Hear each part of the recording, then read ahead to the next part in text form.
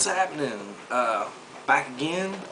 Haven't been on here in a while. Haven't made a vid in a while. Haven't been feeling real good. Haven't been feeling like making any vids, but I'm back. So just to give you a little setup, the vid that you're going to be watching is going to be my top 5 favorite car movies, car chase movies, whatever you want to consider them. Just you know, trying to get from point A to point B. Lots of car stuff, lots of stunts, and this list will be in order. It'll be from starting with number 5 on the list all the way down to number 1, and let's just get started. Let's go with Smokey and the Bandit is number 5 on the list. Love Smokey and the Bandit. It's such a funny movie. Jackie Gleason, Jerry Reed, everybody's great in it. You know, you got Sally Field and obviously Burt Reynolds being the star. Just the comedy is never ending in this movie. And just a little tidbit about it, if you didn't know, I heard, I can't remember exactly where I heard this, but I remember it vaguely, that I do believe it was Alfred Hitchcock said that this was his favorite movie of all time, and he said that the reason for it was because the cast looked like they were having such a good time making the movie that it just made him feel involved even more. And I just thought that was kind of an odd movie for it to be Hitchcock's favorite film. Excuse me. But if you haven't seen this, I don't know where you've been, I don't know what you've been doing, but you need to check it out. You need to sit down and watch this movie because it's absolute comedy. The music is great. The music will get stuck in your head. I know it gets stuck in mine. Just everything about it. It's got some of the greatest one-liners of all time, and it's just classic. It's absolutely classic. But let's move on. Next movie would be Quentin Tarantino's Death Proof. A lot of people don't like this flick, and I kind of understand why, but it still bugs me because it's one of my favorite movies, especially of Tarantino's, because it's so different. I don't think a lot of people liked it because they didn't quite understand what he was going for. He was really trying to show what kind of movie he would have made had he not gotten to make Reservoir Dogs when he did, because, you know, it was his first movie right out of the gate. He got to do what he wanted to artistically.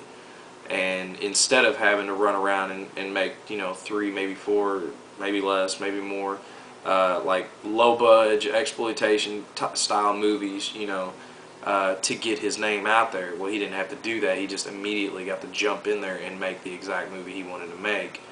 And this is kind of what he was trying to do. But I love the movie. It's such a great homage to car chase films, and then it's got the whole slasher kind of horror film element thrown in there.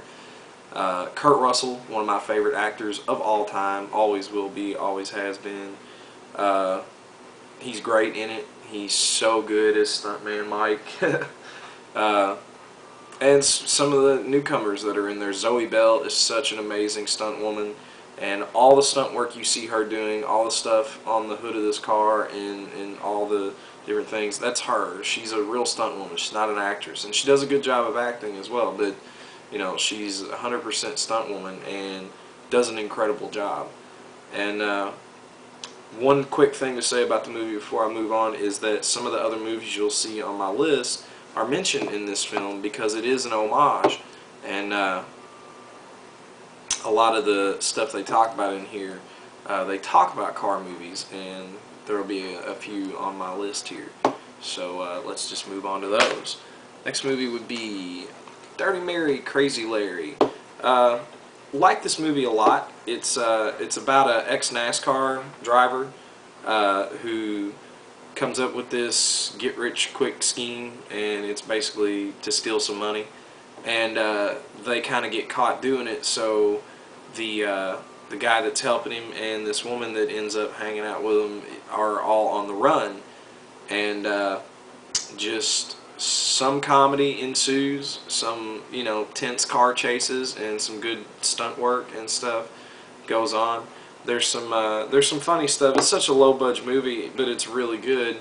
And there's a funny thing that every time I watch it, there's a scene where the characters are getting out of the car that they've parked behind a restaurant because they're going to go in and wash up and relieve themselves and maybe grab some food if they have time before somebody catches up to them. And as they're getting out of the car, the boom mic, the mic that picks up the sound, is in the frame. It's completely in the frame. It's not just a part. No, the entire arm and the mic are in the frame of the shot, and it just makes me laugh every time. But the movie's awesome, and if you're interested in car stuff, check it out, because it's really good. Next movie, you've all probably seen the Nicolas Cage remake. I like that movie, but that movie was good as a movie, as a storytelling movie, and as a character movie. Not good as a car chase movie, which is okay, because like I said, it's still a good movie. But this movie is quite the opposite. Not that great as a movie. There's not much story here. There's not much, acting going on, not a lot of dialogue. It's just about a 20-minute setup to an hour-long car chase. Like, the movie's maybe close to an hour and a half with credits and everything. And the whole first 20-25 minutes of the movie is just set up to one long, hour-long car chase. And it is an hour long. It's the last hour of the movie. It's just one continuous car chase with this Mustang. And it is awesome. There's so much stuff going on in this car chase, and so many stunts. And by the end of it, you're thinking that Mustang is just going to fall apart because they've just beaten it so bad. But if you're into stuff like this, like I am, and you like car movies, and even if you were a fan of the remake, you might want to check this one out just to see what inspired it, because it's really, really good. The car stuff is awesome in that flick. And finally, the final movie on my list, my dad wanted to know why this wasn't on my lesser-known films list that I made, and I told him because eventually I'm going to do a top 5 car chase films, and this one is, to me, the ultimate. This is my favorite car chase movie. My dad got me into this movie. He saw it at the drive-in when he was younger and told me about it. And he bought this for me. And this movie is awesome. There's so many cool stunts. There's so much cool car stuff. I love this car, the 71 Challenger that they use for the movie. Is so awesome. It's just the coolest looking muscle car, and it's got the Hemi in it, and he just runs this car ragged. Not much on story, and has kind of an odd downbeat ending, but that's not why you're watching this movie. You're watching this movie to have a good time and enjoy watching this dude drive this car. There's a lot of wild characters in it. There's not much going on as far as different actors that you may know in this movie. Barry Newman's the main character.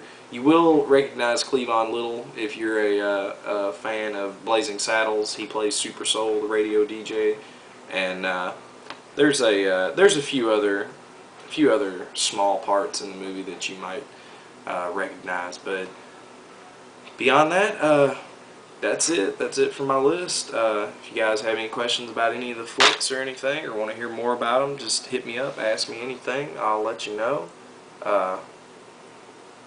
And hopefully I'll be back soon with more to come. Thanks.